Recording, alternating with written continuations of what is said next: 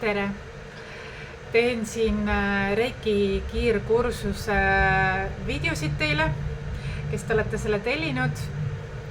Ja tuleb selline eluline näide, kuidas Reiki õpetab meile sellist igapäevast lihtsat teemat nagu seda, et meie ise inimestena ei ole Reiki allikad, vaid me oleme Reiki kanalid.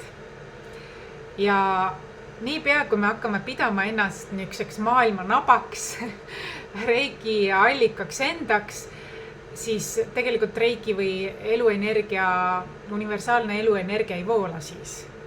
Et kui me oleme nagu hamstrid, kes koguvad või tahavad hoida, siis tegelikult see ei ole voolamises, see ei ole joondumises. Ja siis elu tahab või loodus tahab meile õpetada, korrastada, tuletada meelde, et me oleme lihtsalt Reiki kanalid. Me ise ei ole Reiki allikad. Et see on selline väga tähtis, et me midagi ega kedagi üle ei tähtsustaks oma elus.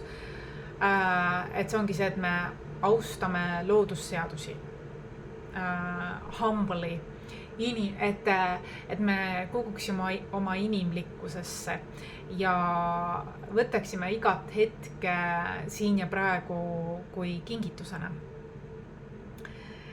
Ja kui sina ka soovid puudusteadvusest küllusteadvusesse üle minna, siis sul on see võimalus, kui sa osaled selles minu Reiki kiirkursusel. Seal sa saad nii seda kui ka palju muudki enda igapäevaellu rakendada. Oled oodatud. Nägemist!